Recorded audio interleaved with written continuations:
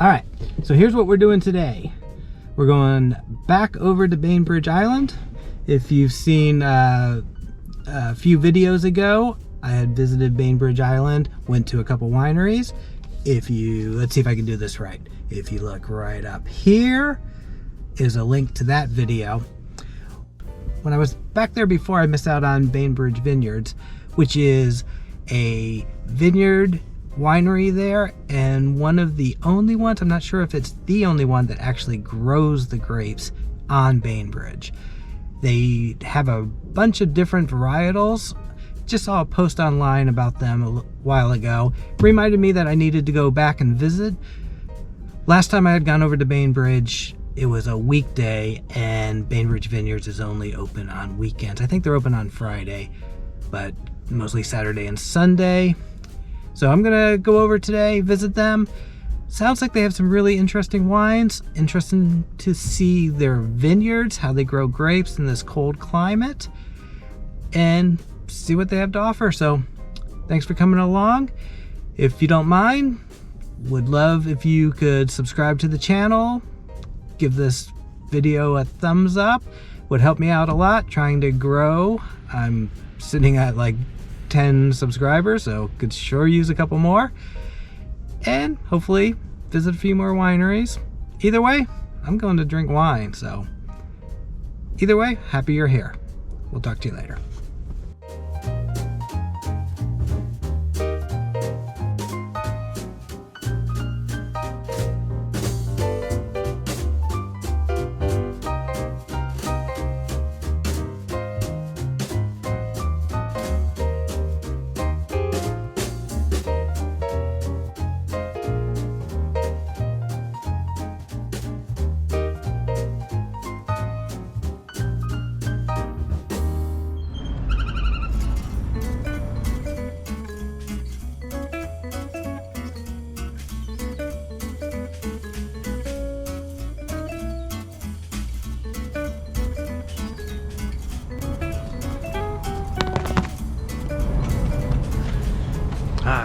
We've got a little bit of time before the ferry.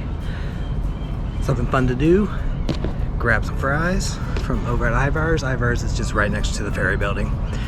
And feed the seagulls. The seagulls will swoop down, take the fries, take them out of your hand, although I usually just throw them. Let's try a few.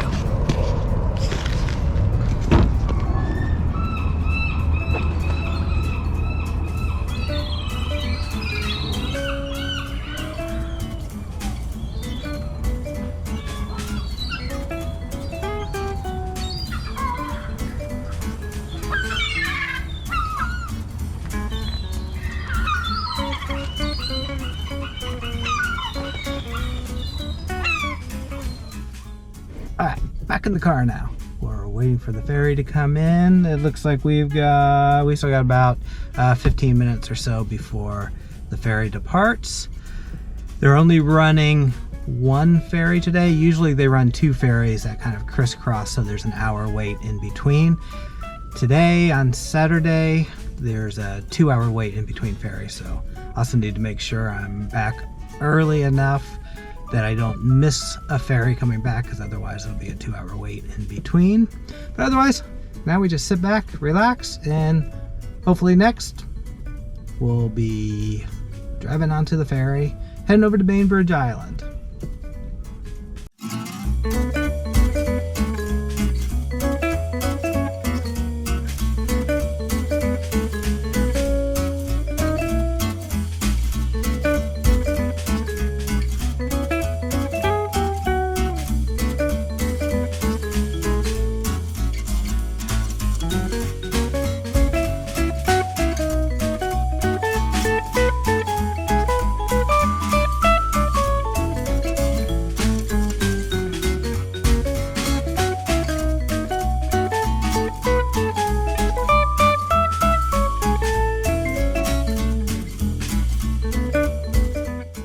Well, we made it on the ferry, and we're actually pretty close to the front.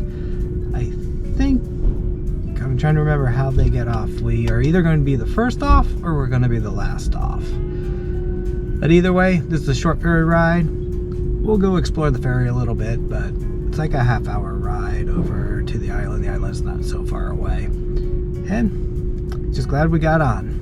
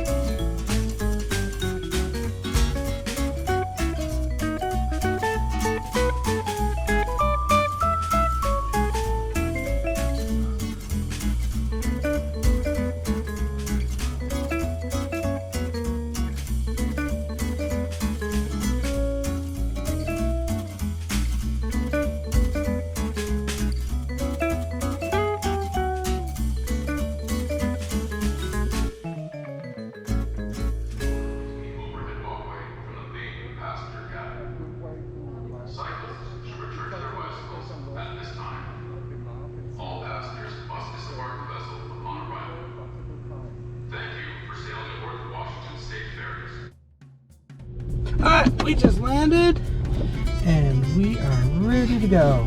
Let's head on over to Bainbridge Vineyards.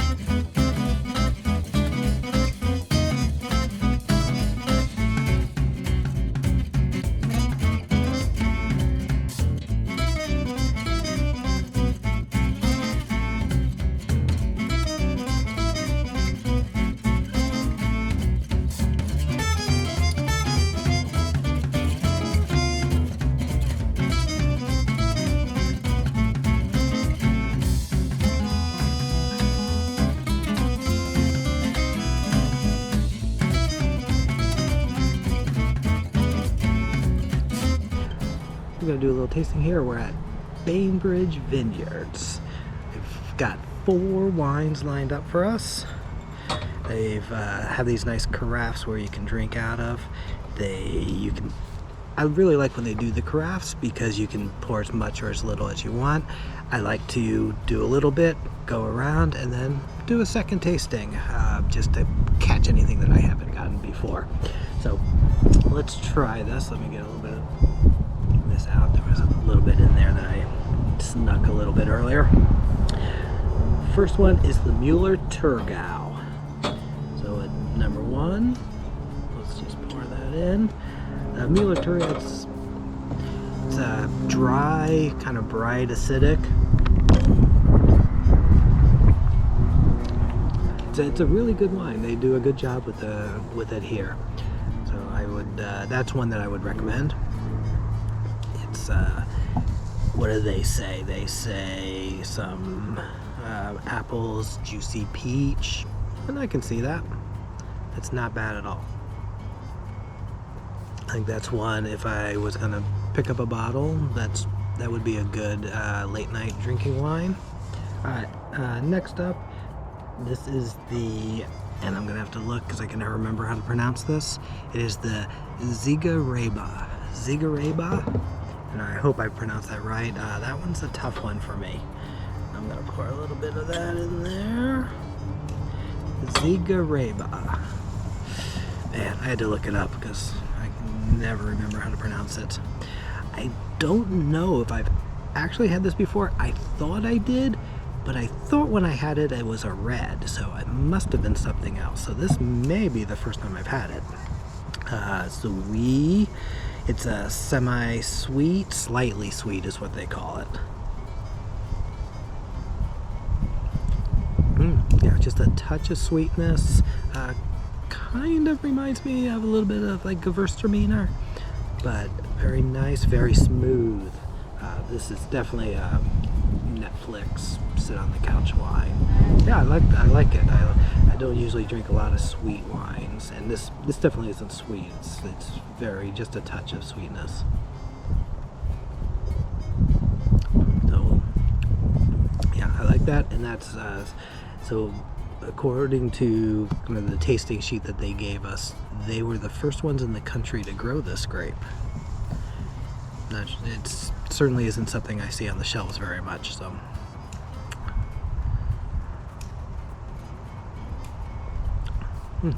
it's a good wine though. It's very tasty.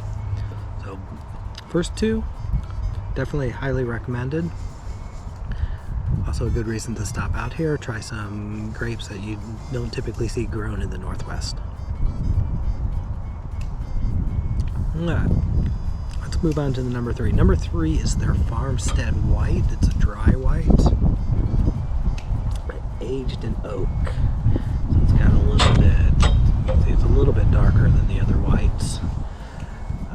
It is, and I'm gonna probably butcher this too, Madeleine Angevine. Not sure how to pronounce that. And a little bit of Pinot Gris, about 15% Pinot Gris. So according to them, dried apricot, creamy butterscotch.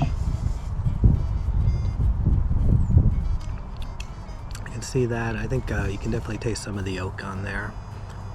It's smooth. It's maybe a little too much for me, but it's certainly a good wine.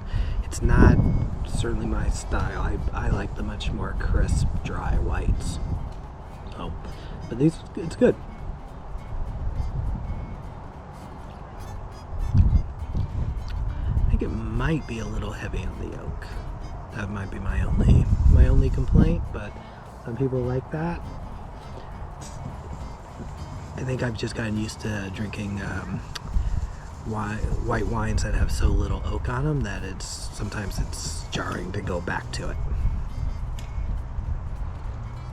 But there is a reason it's very smooth. It is very smooth. Last up, we've got the one red of the bunch. Number 4, we've got a Pinot Noir. I'm surprised that they were growing Pinot Noir up here. It's interesting. We see so little outside of Oregon. There's very little grown in Washington as far as I know. But it's super light.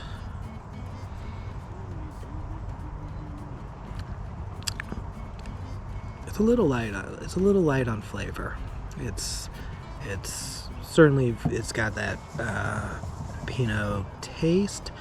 It's just fairly muted, it seems like. Let's see if it says anything about it that I can pick up. Actually, there is no tasting notes on it. Let me look on the back. Oh. No tasting notes on it, but yeah, it's perfectly fine. Let's see what the price does. Does it have the prices on here? It does not for the Pinot. Oh no, yes it does. Dry red. Okay, Pinot. It's medium bodied. Flavors of cherry, cocoa nib, and plum. It's a $42 bottle. I don't know if I would. I think for $42, there's some better Pinots you can pick up, but it's certainly a good try.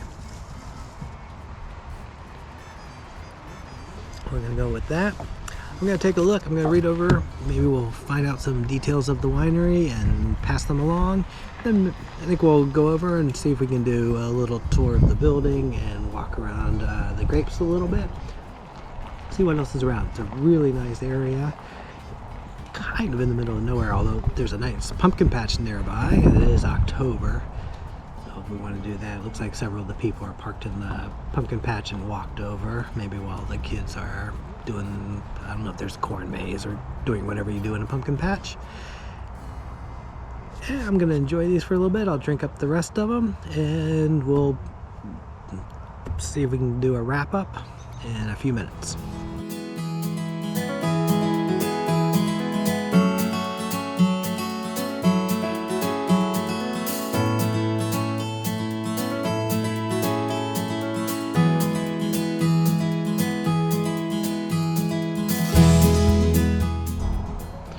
but learned a few things about the winery from their data sheet. The first grapes were grown way back in 1978, so they've been around quite a while. In fact, that's when the Müller-Thurgau was planted. In the 80s was kind of the rest of them, with a few in the early 90s. They say they specialize in dry, crisp white wines, and that's definitely, I can definitely see that. Those are the ones that I really enjoyed. They've tried to grow grape styles kind of with their counterparts in kind of this latitude in Europe, in Germany and Austria. So one of the interesting facts that I learned from reading their sheet was they use horses for cultivation. So they do kind of a very traditional farming practice, which is very interesting. That would be interesting to see. Oh, and the people who owned this winery originally were ones that really helped establish the Puget Sound appellation, and that was back in 1995. In 2013, the winery turned over to a cooperative ownership, and a woman by the name of Betsy Wittick is in charge of it now. Some good facts, good wine.